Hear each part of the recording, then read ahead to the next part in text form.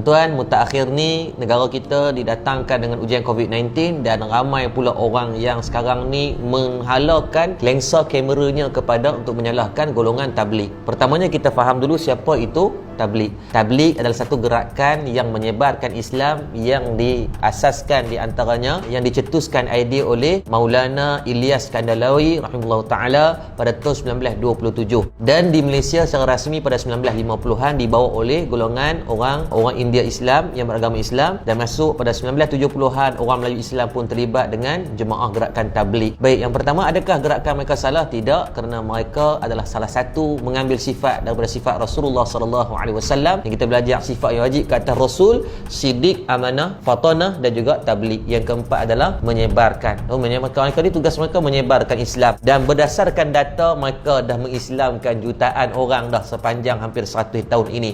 Baik, kita bukan buat video ni untuk nak backup mereka, tapi bukan nak backup siapa-siapa, memenangkan siapa. Malah saya pun bukanlah orang yang terlibat secara langsung dengan tabligh, tapi kita nak bagi fakta agar terselamat kita semua, insya-Allah. Yang pertamanya, netizen mula kecam berkaitan perhimpunan yang dilaksanakan yang dinamakan Perhimpunan Ijtima' Jot Khudama dan Ulama Malaysia pada 28 Februari hingga 2 Mac.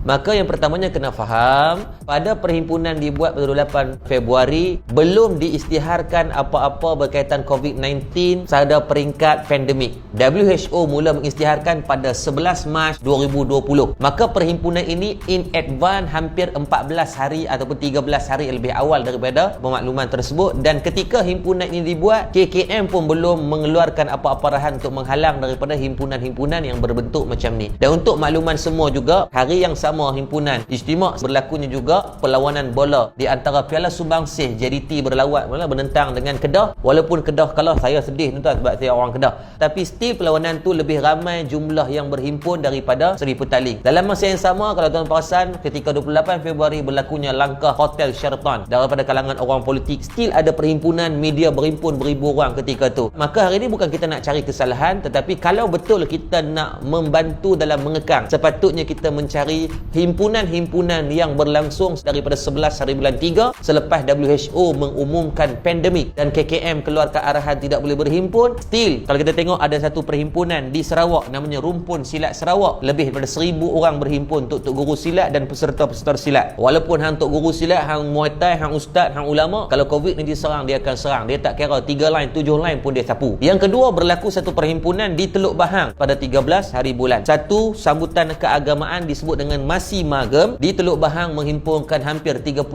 orang. Maka kalau kita tengok daripada fakta kenapa bermulanya wabak COVID-19 hari ini agak teruk, pada 16 hari bulan tercetusnya kes yang pertama, 17 hari bulan naik sampai sehinggakan 95 hari bulan, 18 80, 19 hari bulan 63. Tapi kalau kita tengok dari segi graf, Dr. Zulkifli Ahmad, bekas Menteri Kesihatan kita, tanya disebut kata daripada kluster tabligh dah mula berkurang, tetapi yang bahaya adalah kluster yang non-tabligh yang dah mula meningkat naik sehinggakan pada 20 Mac ada 82 orang yang positif. Dan kalau kita tengok bagaimana daripada pihak Syura Markas Dakwah Tabligh Seri Petaling dan daripada kalangan ustaz-ustaz yang terlibat dengan tabligh pun, mereka dah sedaya upaya. Saya tengok macam mana Al-Fadhil Maulana Mansur, mudir kepada Madrasah Seri Petaling, buat video berkali-kali minta agar semua datang buat saringan yang terlibat.